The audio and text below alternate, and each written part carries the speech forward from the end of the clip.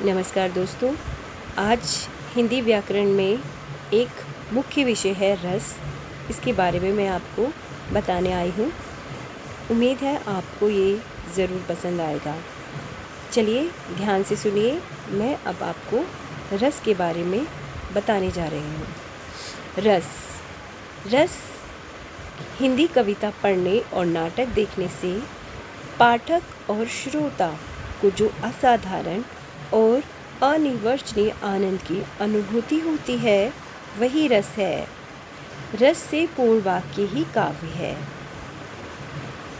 साहित्य दर्पण में काव्य की व्याख्या करते हुए आचार्य विश्वनाथ लिखते हैं, वाक्यम रसात्मक काव्य, अर्थात रसात्मक वाक्य को काव्य कहते हैं। रस को काव्य की आत्मा भी कहा जाता है। रस की निष्पत्ति में भरत मुनि ने नाट्यशास्त्र में लिखा है, विभाव अनुभाव व्यभिचारी संयोगार्थ निष्पत्ति, अर्थात विभाव अनुभाव और व्यभिचारी यानी संचारी भाव के संयोग से ही रस की निष्पत्ति होती है। इस आधार पर रस निष्पत्ति के निम्नलिखित तत्व हैं। पहला है स्थायी भाव, दूसरा है विभाव, तीसरा है अनुभाव और चौथा है संचारी भाव। अब स्थायी भाव क्या होते हैं, चलिए जानते हैं। हमारे हृदय में यानी मानव हृदय में कुछ भाव स्थायी रूप से विद्यमान रहते हैं, इन्हें स्थायी भाव कहते हैं। वैसे स्थायी भाव की परिपक्व अवस्था ही रस है। जब ये स्थायी भाव परिपक्व हो जाते हैं तो रस का रूप ले लेते हैं।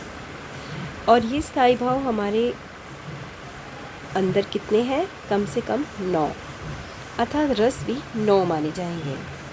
जैसे रति स्थायी भाव है और इसका रस है श्रृंगार। हास्य स्थायी भाव है और इसका रस है हास्य।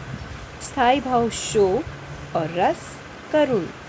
उत्साह का स्थायी भाव रस है वीर। क्रोध यानी स्थायी भाव और इसका रस है रौद्र। भय स्थायी भाव है और भयानक उसका रस है। जुगुप्सा स्थायी भाव है और विभत्स उसका रस है। विस्मय स्थायी भाव है, अद्भुत उसका रस है। निर्वेद यानी वैराग्य उसका स्थायी भाव है और शांत उसका रस है।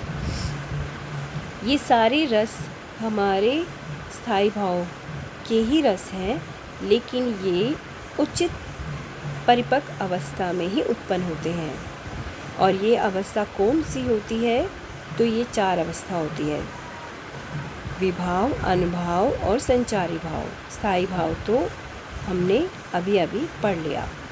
विभाव में क्या होता है?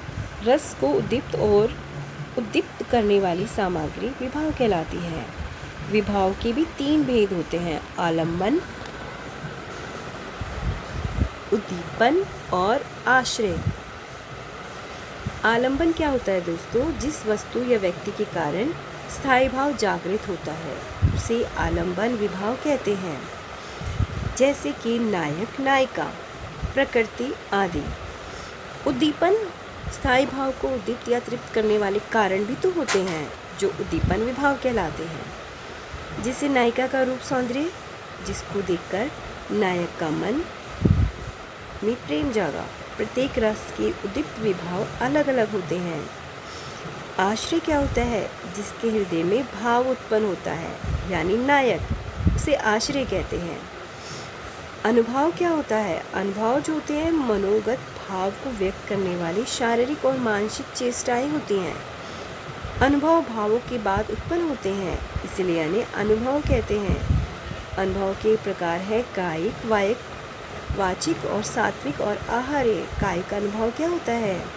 कायिक अनुभव हमारे शरीर की हाव भाव चेष्टाएं होती हैं, और वाचिक यानी वाणी के द्वारा, और सात्विक यानी हमारी जो नियंत्रण में नहीं होते, और आहार्य वेशभूषा आभूषण से संबंधित होते हैं ये भाव।